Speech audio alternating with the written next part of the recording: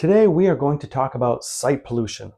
This video is an extension of the video I did on noise pollution in response to one of my neighbors bringing up noise, air, and site pollution, as well as environmental concerns, if my wife and I are allowed to build a campground on our land in Sanford, Maine. Let's get after it. If you're new to this channel, my name is Michael Patterson, and my wife and I are trying to build a campground on 113 acres in Sanford, Maine.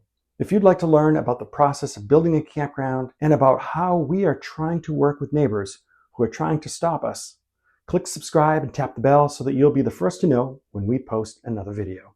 When my wife and I announced that we wanted to develop a portion of 113 acres next to our home on Sand Pond into a campground, the neighbors decided to try and stop us because, as one neighbor put it, quote, "I have nothing against campgrounds. I just don't want one in my backyard," end quote. Our neighbors have made comments that a campground attracts the type of people who will increase crime in our neighborhood and the amount of litter found in our community. If you are a person that goes camping, please leave a comment down below if you feel this is true about campers. What I found is that the behavior you can expect from campers is based largely on how the campground is managed. Watch my other video if you want to learn about the excessive noise and air pollution claims. In this video, we are going to address the neighbor's site protection and environmental concerns. Okay, a little bit of background. This neighbor owns a cottage that abuts our proposed campground and is speaking to the city council in opposition to our approval request for a campground in Sanford, Maine. It's not about a campground. It's not about Sand Pond. It's looking at all of Sanford and bringing in, I understand you want to bring in business. It's about the neighbors that currently exist and protecting us from excessive noise, air pollution, site protection.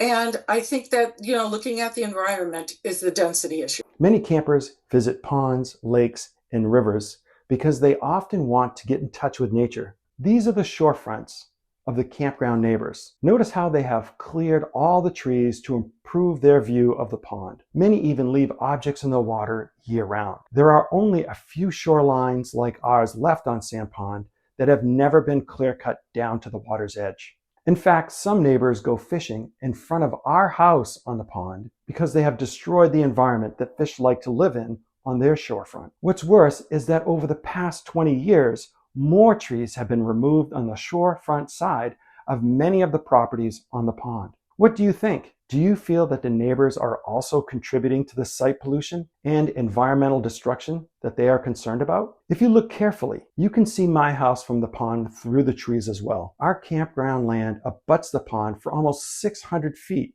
and my wife and I will leave it fully vegetated and untouched as we have our own property for the past 20 years. This keeps the pond beautiful when you are in the water. Most people who are paddling around in a boat don't want to look at a shorefront that looks like this, or this.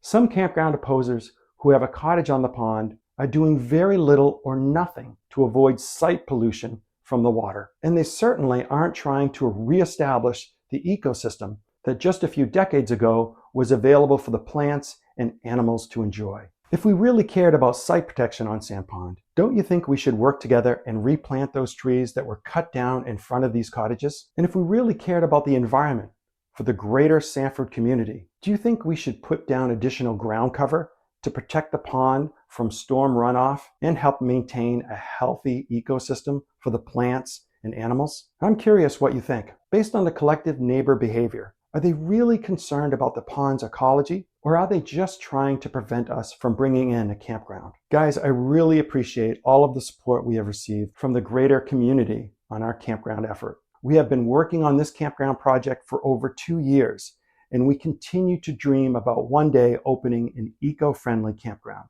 Do you think, based on how we have treated our own shoreline for the past 20 years, that we would destroy additional frontage on the pond?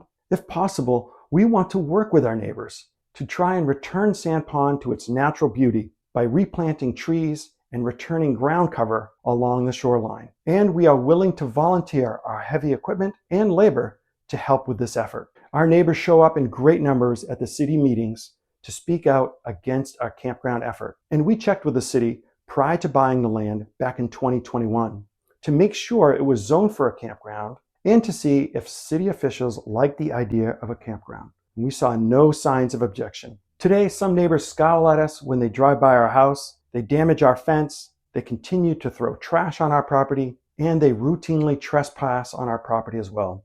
Again, if you want to stay up to date on our campground progress, click subscribe and tap the bell so that you'll be the first to know when we post another video.